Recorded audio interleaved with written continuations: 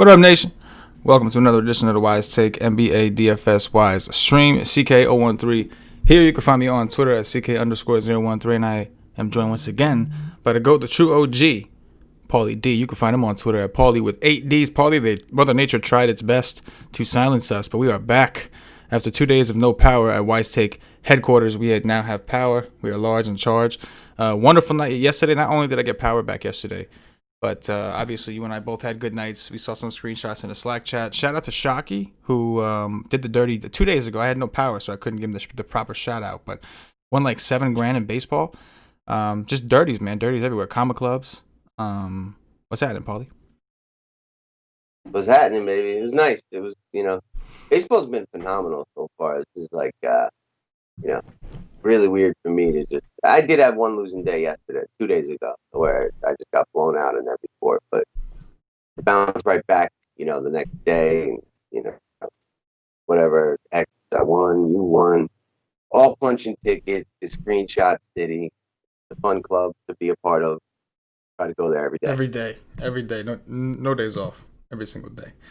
Shout out to those of you who are stuck with us over at WiseTake.com. We still provided the content for all the sports that we cover. We just couldn't do the streams, but we are back on the YouTube and Twitch Nation. And if you missed us, or if you didn't, and you just, didn't mind us being gone, but you're here now, hit the like button anyway. The likes really go a long way, really help us out, allow us to continue to do dirties on YouTube, on Twitch. Everything else, I see the chat, the YouTube chat is rolling. Shout out to Moochie. What's going on, man? Good to see you. We got a lot of people piling in, and hopefully those likes grow accordingly to the audience. And we've got a pretty good basketball slate to get into, so we're going to dive right in because basketball we keep running late, baseball we keep ending early. We're going to find some middle ground, and we're going to start it off with the Indiana Pacers and the Phoenix Suns. We have a 228.5 total. The Pacers opened up -3.5. It's down to -2. One little narrative street that I'll throw out there. TJ Warren recently ripped the Phoenix Suns, basically saying they made a big mistake by trading him for cash considerations. He felt he was worth more than cash considerations. And we've never seen TJ Warren this expensive, but we've never seen TJ Warren play this well. Paulie D, I'm kicking it to you to talk about the Pacers first. What's happening? Yeah, you got to get exposure to TJ Warren. I know he's pricey and paying 8.4 or whatever his price is right now. Yeah, 8.4. I think it's cheaper on FanDuel. Doesn't feel right, but the dude's dropping 70 burgers, and then 270s and a 50, and Brogdon's there, Oladipo's there. They weren't there for one, but it doesn't seem to matter. And this is like a revenge spot for him. Both these teams are going to want to win. This game's probably going to play very, very fast. And he's, been the go-to guy. And I don't think he's going to be that popular at 8.4, considering all the studs on this slate that everyone's going to be diving over themselves to play. So I'm going to get some exposure. I think it's worth getting a look at Oladipo at 5,500. I mean, he's the truly best player on this team. He just hasn't really played much in the last 3 years, but the breakout game is coming. Phoenix does turn the ball over quite a bit, so he could have that, 3, 4, 5 steal game on top of the normal scoring. And I just think the pace is going to be so fast that, 5,500 is too cheap. You can take a look at Miles Turner, with no Sabonis out and these other bigs really not getting much time. At his price tag, he could make for a nice play. I don't think he has much ceiling, but he's gone for high 40s, 50s from time to time. But it's Oladipo and TJ Warren that I'm really looking at today for me. Yeah, I completely agree. We have a lot of we have a few really good games, and we have some injury spots that really make the surrounding teammates a lot more interesting. We have Sabonis out, but the prices have kind of caught up to all these players. Brogdon is obviously back, and I like how they say they'll monitor his minutes, which we know better. When they say monitor someone's minutes is very different from he'll play limited minutes or he'll play in short stints or anything like that. Since he's been back, he's been playing just 33, 35 minutes. I do like Brogdon, just aside from narrative. I think his price is elevated, but really from where he was playing during the regular season, this is really where he should have been at. Maybe even still a little low. And he's got a matchup with Ricky Rubio, who's never been known for his defense. The question, of course, is what do we do with TJ Warren? And I think you hit it on the head, man. I don't think I'd touch him in cash games on DraftKings. On FanDuel, I think he's 8-8. He's actually more expensive, I think, on FanDuel than he is on DraftKings. But in tournaments, I agree, man. He's at a competitive position with guys like Kawhi Leonard, Paul George. That's just naming a few. There's a bunch of them over there. So I'm with you. I don't think the ownership on Warren will be that high, and it shouldn't be. I mean, nobody should feel comfortable paying these prices for TJ Warren, who's never played this well consistently in his life. But there is some narrative involved. He's been just taking over this team. So I'm with you. I will have some. I feel comfortable with about 20 to 30%, and I still think I'll be somewhat overweight on that. So I'm with it. But Brogdon and Warren are my main two. I agree. Getting shares of Oladipo doesn't hurt. We've got a lot of value to consider. So the Aaron Holidays and all these guys don't seem as enticing. I do have to make an update. Doug McDermott's been ruled out, so maybe these other backup dudes will get a little bit more run. But again, I just think we have better value spots elsewhere. So that's it for me. I'm okay with Turner. Like you said, the Suns are terrible against bigs. I'm okay. But he's just been a little inconsistent. So if you're going to go heavy on him, just be prepared for the dirty to be done. But if he does the dirty for you, it'll be glorious. So I'm with you, Paulie. Let's move on to the Suns side. Talk to me about the Phoenix Suns. Yep. Andre Ayton mispriced in a really good spot. I got some interest there. I think he's going to be rather popular, but the stars and scrubs builds I'm really looking at today are going to consist of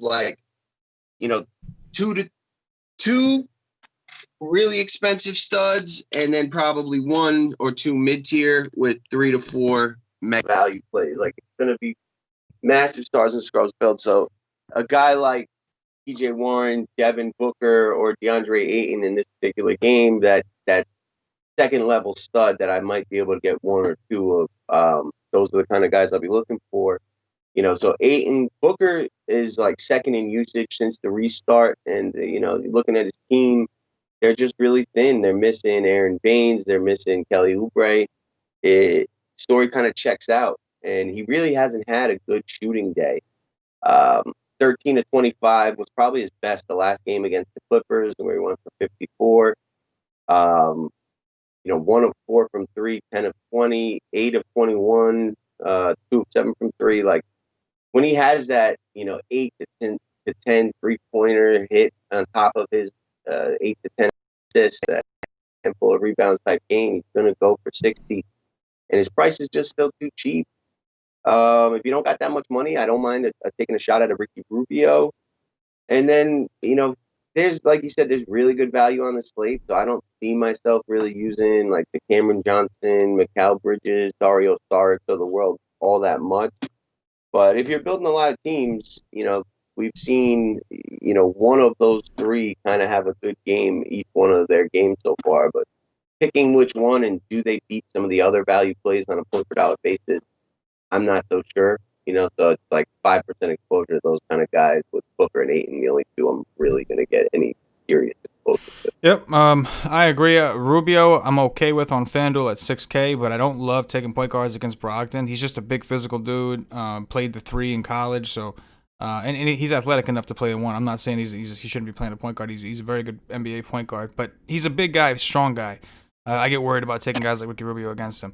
Devin Booker, like you said, I think from an ownership standpoint, I think we have with all these studs, we got James Harden, we've got Anthony Davis, a lot of people to spend money on today with other injuries, Luka Doncic, and I think he's going to go overlooked. So I'm okay with it, but there's nothing here that tells me, I need to go overweight on him. There's just nothing here. It's just more like, let me have some because he's going to be low owned, and it only takes one to get to the top. So if you have a bunch of teams, you want to throw him on there, that's fine.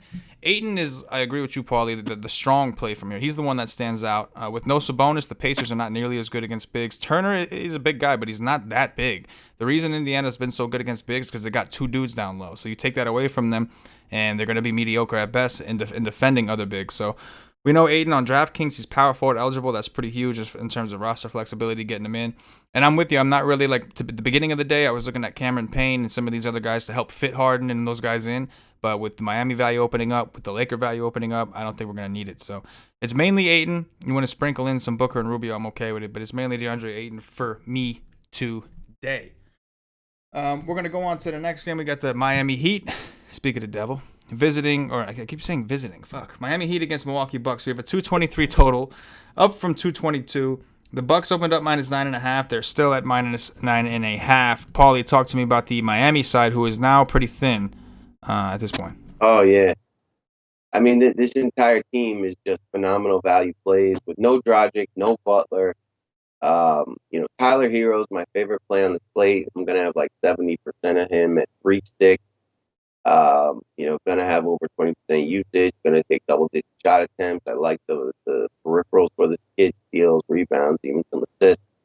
Gonna be asked to do a lot with those two, main usage guys being away. Kendrick Nunn, who's kind of like, lost minutes and is not playing the amount or with the usage that he was, earlier this year. And I think, he's a nice player, but when it gets to the playoffs, he probably will fall behind Dragic and Hero and Jimmy Butler. But today is his day to shine. This guy's gone for 40 plus DraftKings points in many occasions, summer league and the preseason and regular season when other guys were out. So, he looks to be firmly in play. Kelly Olynyk's price is just way too cheap. It's, 3 games now of 24, 31, and 32 minutes, and now there's more guys out. He's gone for 35, 30, and 41 DraftKings points, and all those are, 6x or better. And against Milwaukee, who plays super fast, entices threes. Kelly Olynyk likes to shoot threes. He should be, rebounding. Like him, Jay Crowder, 4-4, going to get a ton of minutes guarding Giannis with no Butler. He's going to be the main guy to guard him. His minutes have been 29, 34, 28. Usage going to get a bump today. It's way too cheap at 44. Iguodala at 3-3, you can take a stab at. Duncan Robinson, DraftKings only for me because, when he has good games, it's all based on the three-pointer, and you're getting, that extra half point there. And then Bam at 7-7, really cheap against a team that doesn't rebound well. You could have 4 Miami Heat in your lineup and, be really, really comfortable. And I would say a minimum of 2 in every lineup today.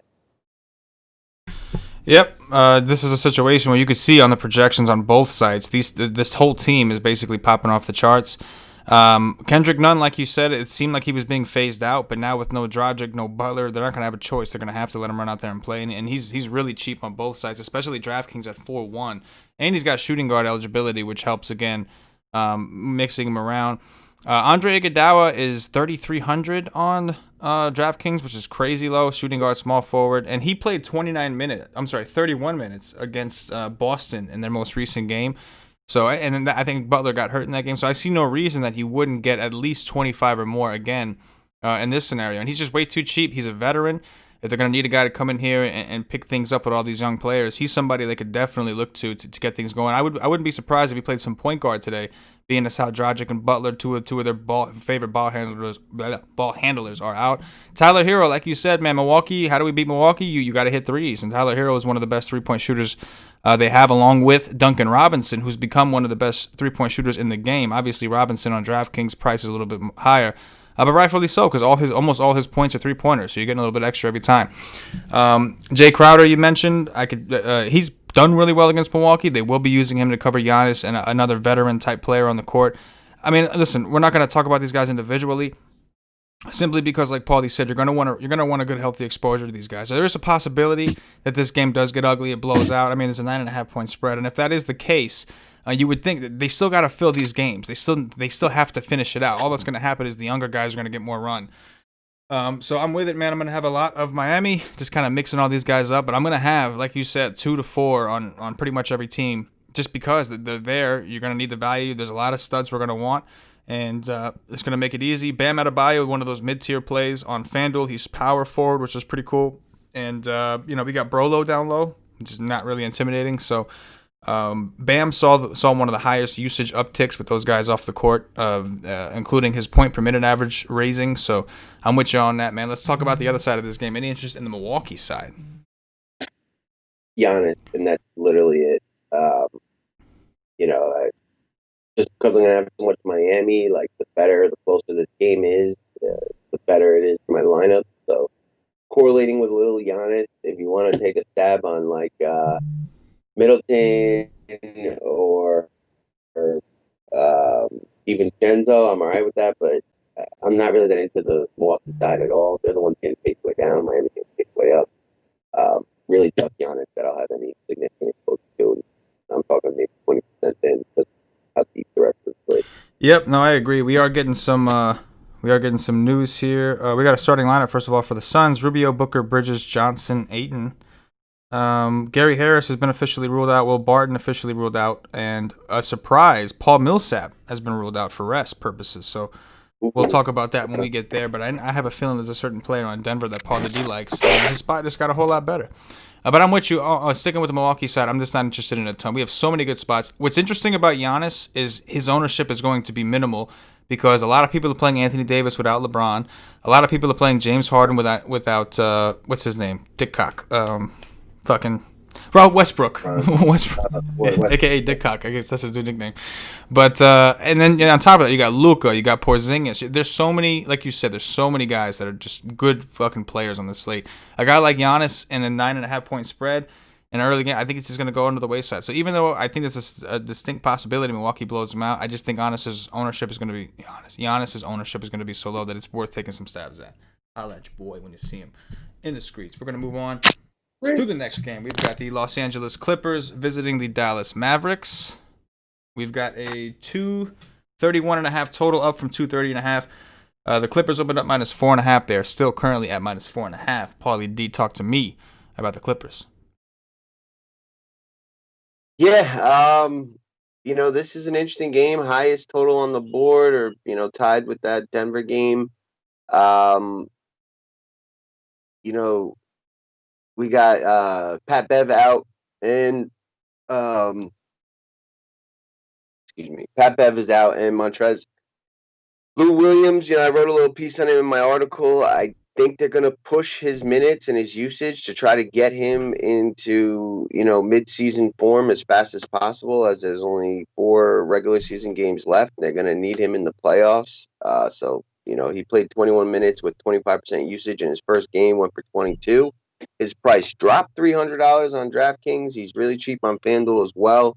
And I think the minutes go up, the usage goes up. This is going to be a hyper fast-paced game. Dallas has played in 3 shootouts so far, and they don't defend anybody. So I think Lou Williams smashes price and has potential for that 40-plus point game if all kind of goes well.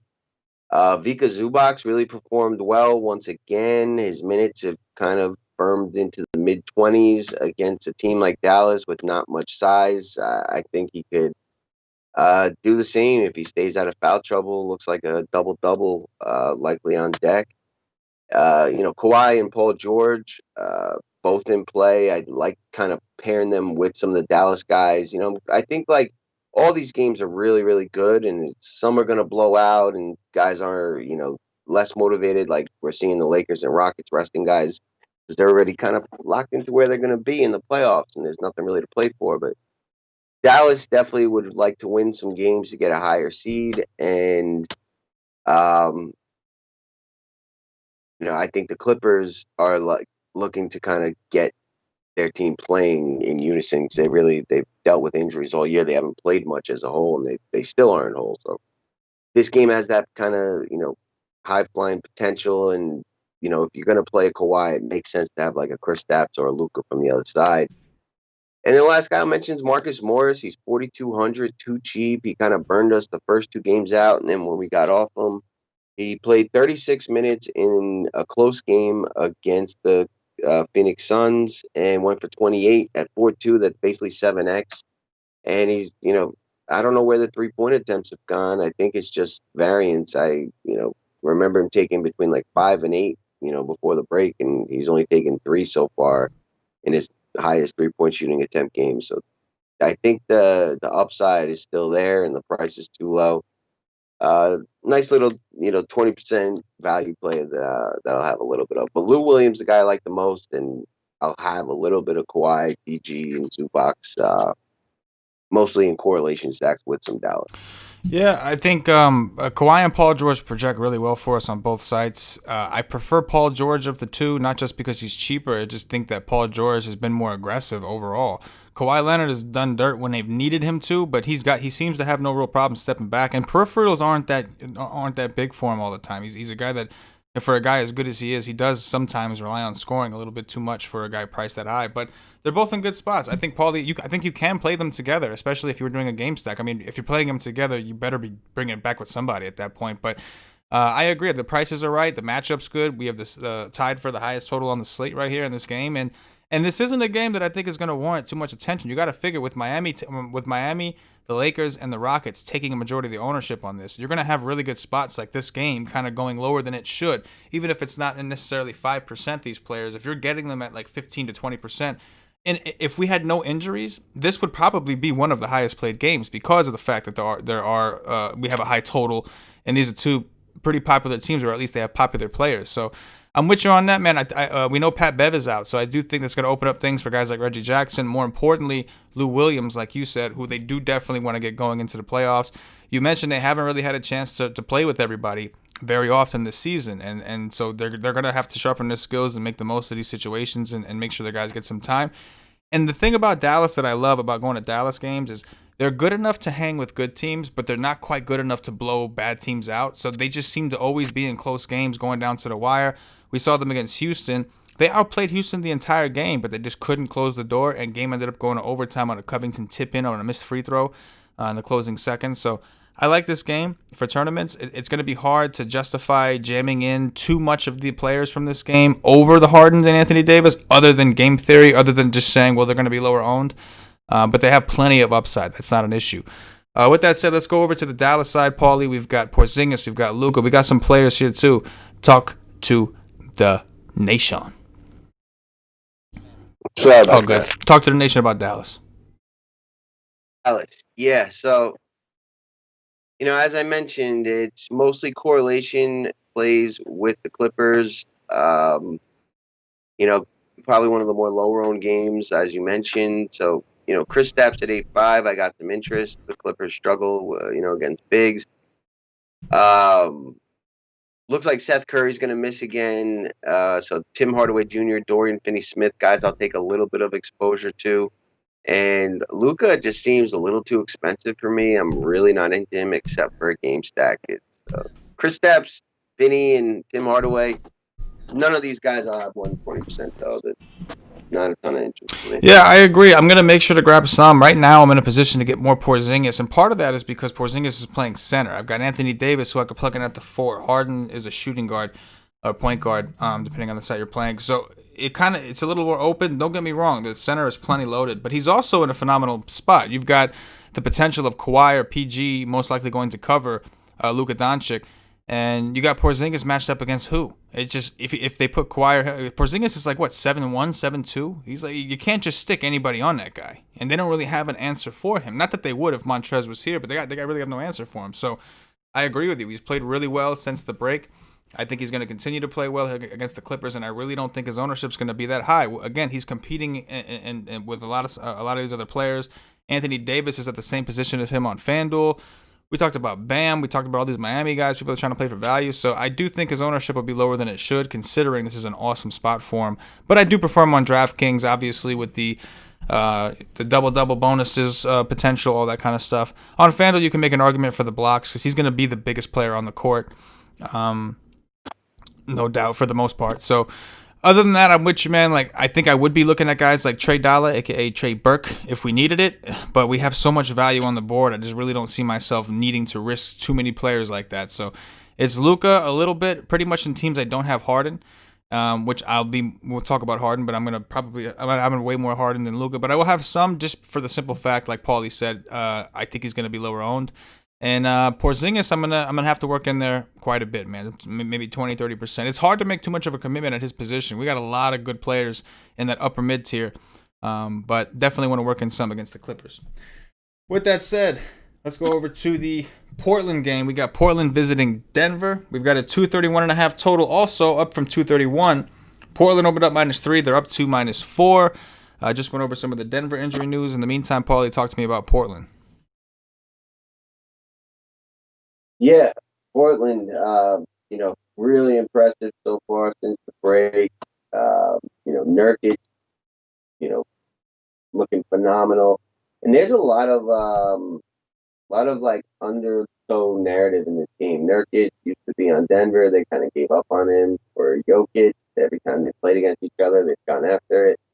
Uh, the Trailblazers gave up on Plumlee, and he's been very vindictive and vengeful over it every time he's gotten up against them. And now with Paul Millsap missing, we get weaker defense on the Denver side. So give me some Zach Collins on Portland at 4-3. Give me some Nurkic even at 8-9. A little bit of Dame, although it's hard to pivot to him off of the ABs and Hardens. But again, it's like a correlation thing. If this game, which is a rematch of the semifinals when Lillard hit that buzzer beater to move on to the Western Conference Finals, they beat Denver, and these teams seem to kind of always play in close games and high scoring. So I'll take a tad. And then Gary Trent Jr. has been really impressive. Got this 30-minute role, taking double-digit shots, mostly threes, and playing really well as the teams are focusing on Nurkic and Dame Lillard and CJ McCollum. So him at 4-4, I've got a tad of interest in, but as a whole, I'm not too into many of these guys. It's just getting exposure from building 40 teams. I'd say Collins and Nurkic are the two that I'll have the most of. Yeah, I don't disagree at all. I think Lillard falls into that category with Luka of guys that are just great players. They're just going to be low owned, but still, they're playing a Denver team that may be without Jamal Murray. He's the one we're waiting for. We're used to Denver being a good defensive team without a lot of their guys like Gary Harris and Murray and some of these guys that help guard the guards. They're just not as good defensively. Take out Millsap, they're no longer good against bigs anymore. Which is why you see an elevated total, I think, in this game. So I'm okay with working in Dame. I don't think I really get to him, and there's just too many other guys I'm trying to squeeze in there. And whenever I can get the Harden, I'm trying to do that. Nurkic, I love though. I mean, first of all, like you mentioned with the narrative, he's dominated Jokic ever since he got traded. He's made it a point to just beat the shit out of Nurkic. Matter of fact, I'm sorry, to Jokic. Matter of fact, I'm gonna pull up his game logs real quick if I can just learn how to spell his name properly. So just aside from what he's done already since the break, he's been phenomenal. These are some of the scores he's put up in limited minutes. In 26 minutes against Denver, he went for 46 DraftKings points. In 29 minutes, he went for 47. In 29 minutes last year, he went for 41. He had one bad game against them where he got into foul trouble covering Jokic, that's the only way that I think Nurkic doesn't smash is if he gets into foul trouble trying to cover Jokic, which is a possibility. But again, there's a lot of guys at that position. We talked about Bam Adebayo. We talked about Ayton. We talked about Porzingis. There's a lot of guys at that 4-5 position where it may be tough to get as much as you want, but it's going to be the same thing with the rest of the field. That means that maybe Nurkic, because of how well he's played, would normally be 40% owned. But on this slate, because it's so loaded, he may only come in at 25 to 30. So I'm comfortable with that. Nurkic is definitely my favorite player from the squad. I was big on Melo yesterday against the Rockets. That was purely narrative driven, just because the Rockets really did him dirty. I'm not so big on him today. We have so many other players to throw in there. I'm okay with Dame, but it's really Nurkic as the main guy that I want. I'm good with working in the Collins and all these kind of guys, but it's really Nurkic and then we got Denver to talk about. Paulie. Speaking of which, I'm adjusting the Denver minutes as we go. I'm just waiting for the Jamal Murray news. In the meantime, talk to me about Denver. Yeah, so Michael Porter Jr. What a player. With no Millsap, we don't have Jamal Murray status, but I doubt he plays. But with no Millsap now as well, and Barton Harris still out, like just load up, and it's a phenomenal spot. We love those kind of stretch four players against the Portland defense. I saw Jason Tatum go for 60 against them recently. It's been a spot we've taken advantage of for a long time, and the team's shorthanded. They're just letting him play tons and tons of minutes, and he's really breaking out. They're probably never going to see him this cheap again. He's on his way to 10K. So play a lot of Michael Porter Jr. And then I'm cool with a little bit of Jokic. He feels a little expensive. Jeremy Grant's going to be a nice value play. You can get a little Torrey Craig. As long as Murray's out, give me some more Monty Morris. And then Mason Plumlee, as I said, he really hates Portland. And with Millsap out, he gets significant minutes. He's a high point per minute guy. He's one of my favorite sneaky value plays, and I'm probably going to get like 30-40% of it at the price to kind of help me get those stars and scrubs bills that I'm really looking to load into today. So, uh, love Michael Porter Jr. Probably going to be my highest or second highest owned player between him and Tyler Hero, and got some sneaky interest in Plum Dog, and I'll have some Jeremy Grant, some Jokic, and some Money Morris. Yep, like you said, waiting for the Jamal Murray news. They specifically said he's still questionable, but I agree. I just don't think, at this point he's going to play. If he does, it's whatever. We still got Millsap out. We still got Barton out. We still got Harris out, which is enough for us to, like you said, really be into Michael Porter Jr. We know Portland for the longest time has really struggled against forwards in general. Porter Jr. has been on another planet recently. Foul trouble's a thing, I guess, right? Melo's not really the type, but if for any reason at any point he gets put up against Collins, that could be an issue because Collins is just a tall, lanky dude. But I like Porter a lot. I'm going to go in on him. There's one other pivot in Robert Covington who we'll talk about in the Houston game, which is, depending on who you think is going to be higher on. But I expect Porter to be chalk. That's the only thing that has me a little worried. 5.5 on FanDuel, ridiculously too cheap. 6.4 on DraftKings for what he's been doing, too cheap. He's played monster minutes these last two games. He's been awesome. They're finally unleashing him. And they're resting Millsap, which to me is basically saying, all right, Porter Jr., we're ready to have you kind of take over in a game like this against Portland, and, which to me seems like a pretty marquee type game for where these teams are at. You mentioned Plumlee. I do like the Plumlee call for revenge. I don't know if I need that value, but it's there. If you're doing a bunch of teams, why not have some shares? He does have good history against his team. Like you said, they kind of gave up on him. And then Grant's going to get some run. They already find ways to get Grant in that game. And now with Millsap out, he's got to be in for more minutes. So just another low-owned type value play that is very cheap and that most people are probably going to overlook. Monte Morris is an option. You got Kendrick Nunn. If you're not comfortable with Nunn, maybe Morris. But in order to really, really feel comfortable with that, you're going to need Jamal Murray out. So still waiting on that Jamal Murray news. We have late swap on both sides. So if you're not comfortable with Nunn, push back. Nunn is really cheap and he's starting. It's kind of hard to get away from him for me.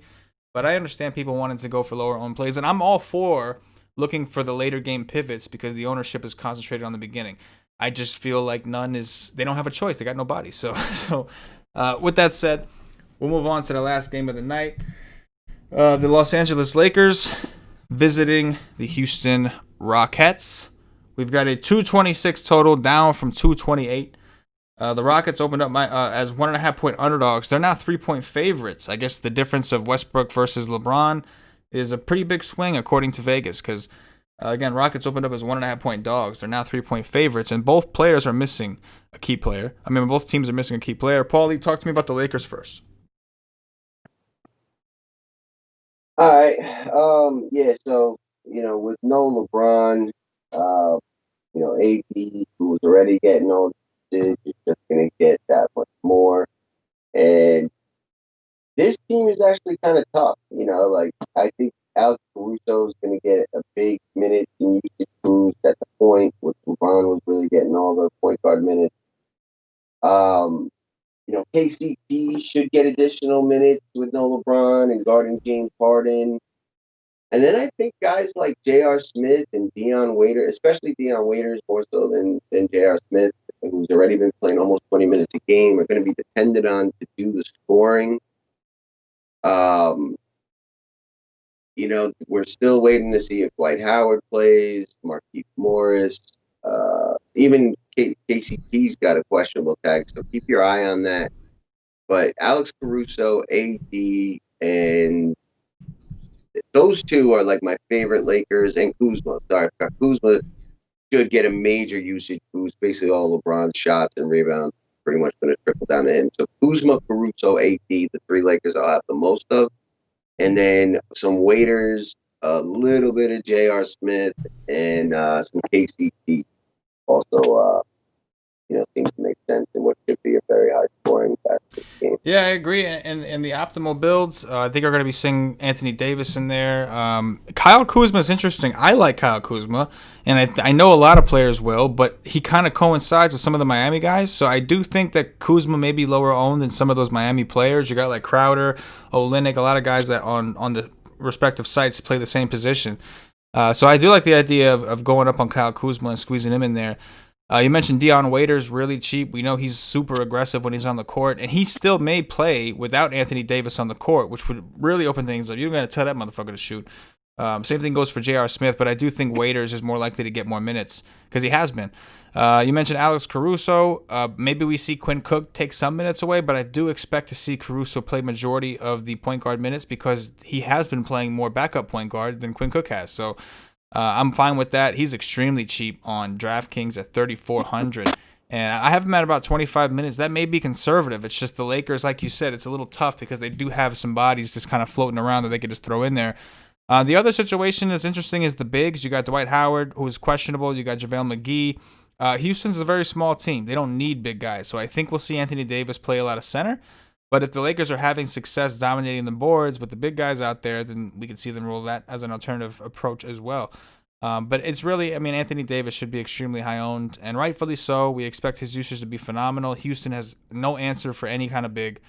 So it's really Anthony Davis, Kyle Kuzma that are my favorites, and I'm fine with working in the rest of these guys. But as you can see, the Lakers have emphasized defense. They haven't been as fast. You have a game against the Rockets, and you still don't have the highest total on the board. I understand you're missing a couple key players. But usually anybody that plays the Rockets, as long as one of Harden or Westbrook is in the game, has the highest total on the slate. And that is not the case today. With that said, Paulie, talk to me about the dirty Houston Rockets. Yeah, so, no rust, load up on Harden. The way this team plays, Harden's literally going to have a part in almost all their.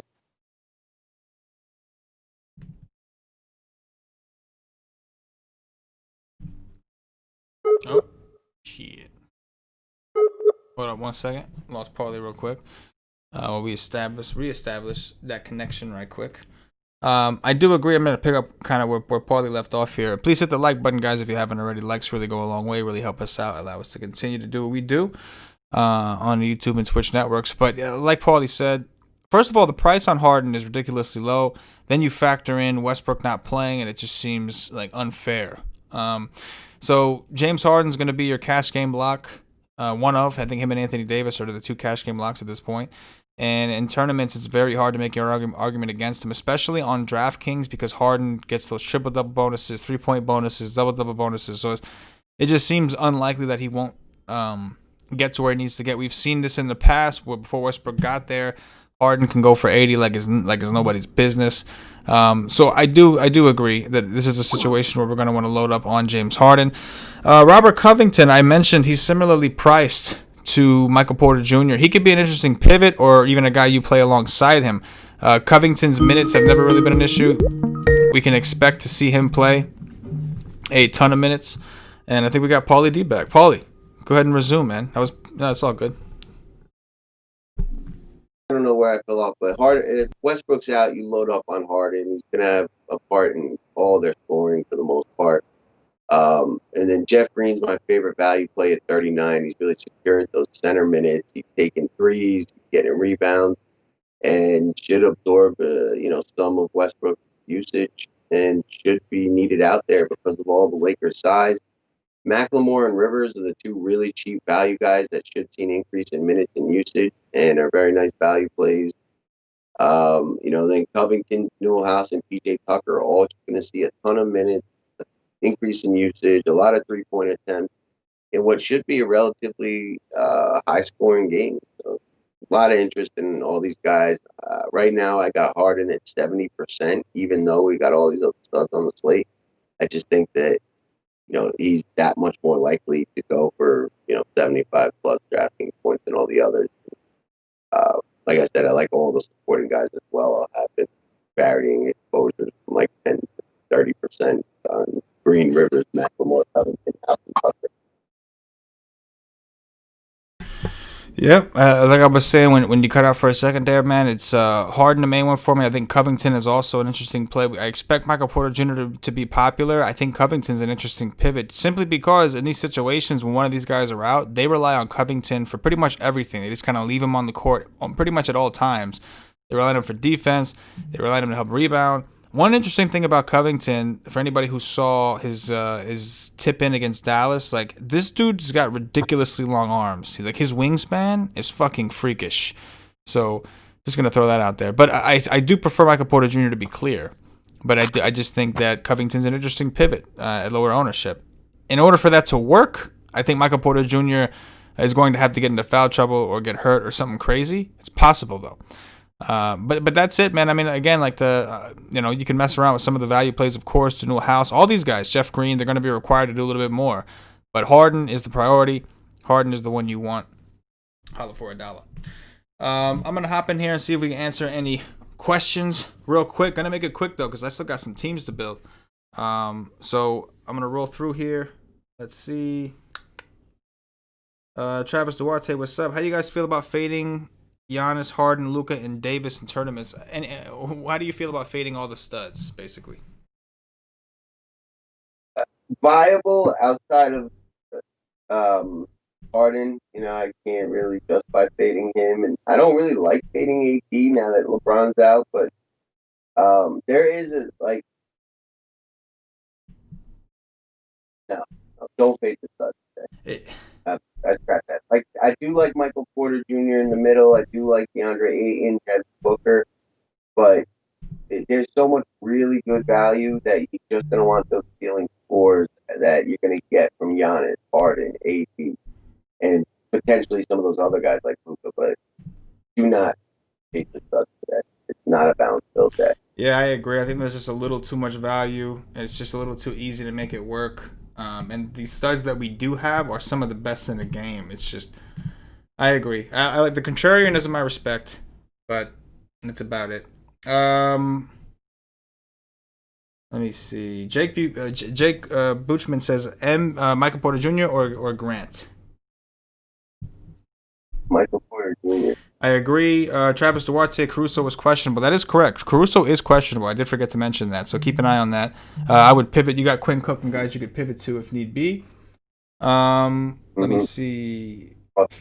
Jake also asked, favorite Heat guard due to Butler and Dragic being out. Who's your favorite guard on the Heat? Tyler Hero. Tyler Hero. That's right. You did say that before. How many minutes do we think McGee is going to play? 18. 15, 18. Yeah, I would agree with that as well. Let's see what else we got here. Last question is: none a good play with Dragic out or Hero the better play? I know you like Hero more. Hero's the better play, but none is also agreed. That's gonna do it, Nation. We're gonna get a bat here because I'm running behind. I gotta get some teams up there. But good luck tonight. We'll see you again for baseball, which is DraftKings has an early lock. So for anybody who doesn't know, the show's going to be like about 5:15 p.m. Eastern for baseball. All the content will be up. My article will be up. NBA content's up at WiseTake.com. Paulie D's Core Plays article is up. So go do the dirty. Paulie, anything in closing before we get up out of here? Nope. Let's go to Screenshot City once That's again. it. Book your tickets now. Screenshot City. For Paulie D. City Screenshot. For myself, the entire WiseTake Nation, as always, good luck. Yeah.